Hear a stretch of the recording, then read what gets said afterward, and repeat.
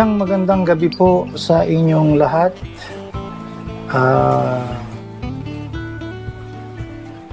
Welcome po sa isa na namang demo video.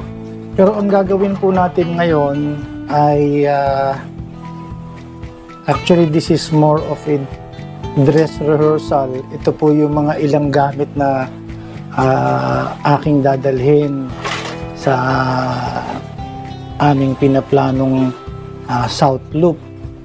So ito po yung ating OCPH powerhouse. Ito po yung kanyang Bluetooth app. Naka-monitor po sa status ng battery.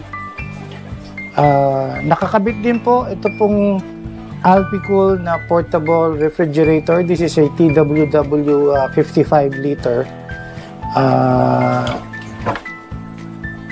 Yan, malamig na siya.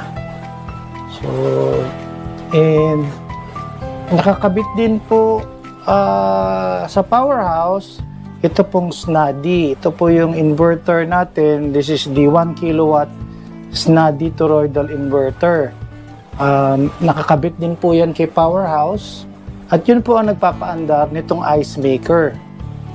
So, mamaya po, I'll focus that Hycon portable ice maker. Nakakonect din po sa powerhouse itong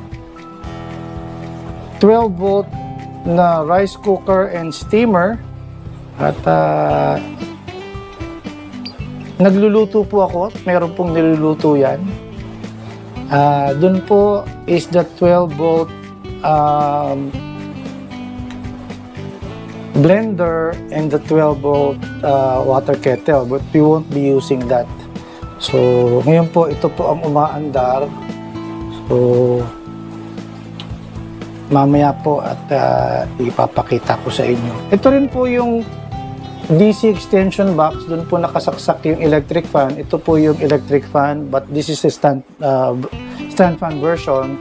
Ito po yung fan na kasama ng powerhouse. Nakakonect din po siya sa DC extension box na nakakonect naman kay powerhouse. So lahat po ito ay pinapaandar ng powerhouse ngayon. So ipon na po ng yellow at medyo I think ready na rin po yun ating niluluto. So okay, so this is the Hycon portable ice maker. You can see meron po siyang timer. Yun po yung timer na magsasabi when the next batch of ice will be available. So yan po. So pag po zero, that is about mga between 9 to 10 minutes every batch ng ice.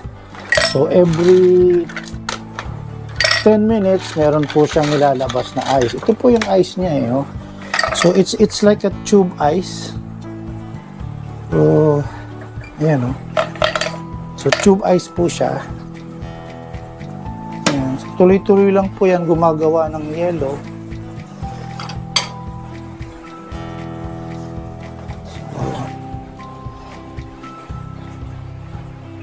Then, balik ko na po ha.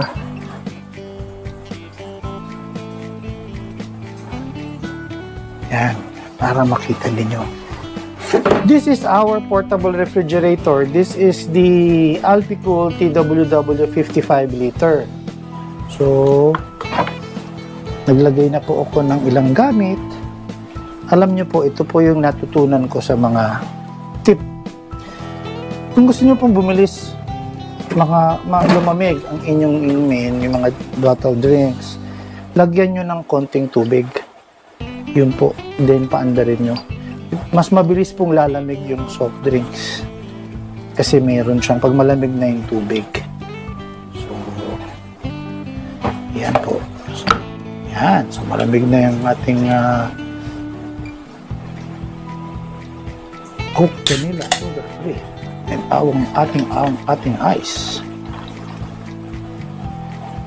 Yun. Okay. So, I think ready na ang ating nakaiintay-intay. Ito pong rice cooker na yan, this is a rice cooker steamer. This is also 12 volts, so hindi na po kailangan ng inverter para paandarin ito. Ito po ay diretso ng naka-plug sa powerhouse. So, natin, ready na. Yun, ready na. So, nagluto po ako ng siomai, ang aking pinaka-favorite na merienda. Pero ang masarap dyan sa siomai, ito. Lalagyan mo ng ganyan. Ibabaw. Ganyan.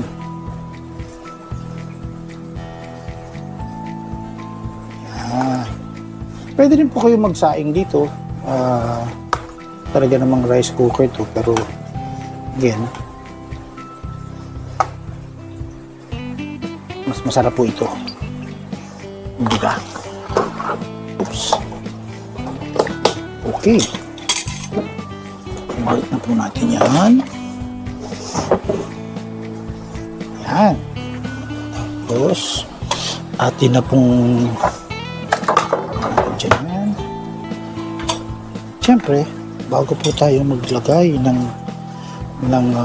ating siomai, pulo na siya eh.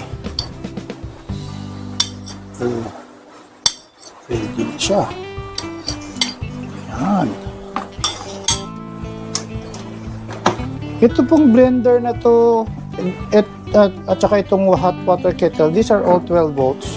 So hindi na rin po kailangan ng inverter niyan. Diretso na po yan naka-plug sa powerhouse. Then, bago ang lahat, siyempre kailangan mo ng konting toyo. And huwag kakalimutan ang konting hot chili sauce. Yan. And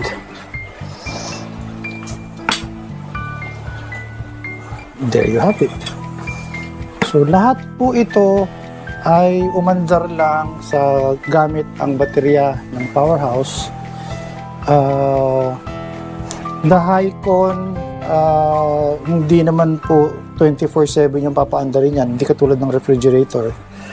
Siyempre, pag may yelo ka na, pwede mo nang patayin or ilagay mo na sa ref mo pag may yelo na. So, mawawala na po yung load niyan. Ito din pong steamer, hindi nyo mo naman papaandarin yan, after magluto lang. Rice is about 45 minutes, similar to the regular rice cooker. Mga ganun din po. Na-try na po natin yung yung electric kettle na yan. Tapos next time we will try that blender. So, ayun po. I hope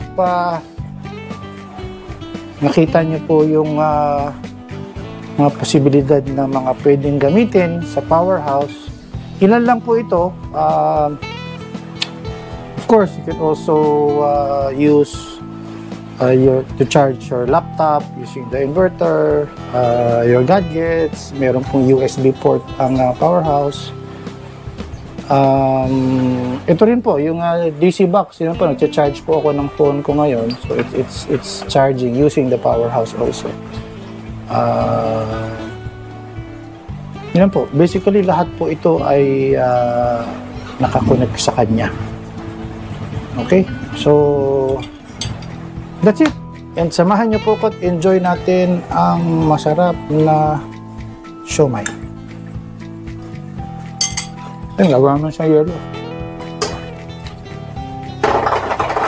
Yun. Every 10 minutes po gumagawa ng yelo yan. So, tuloy-tuloy lang po siya. Nalabas na. Pwede nyo pong i-blender yung yelo. Kung kayo po ay gagawa ng halo-halo, or mga crushed ice na cocktails, pwede po yun. So, I hope you enjoyed this video. So, salamat po. Thank you for watching.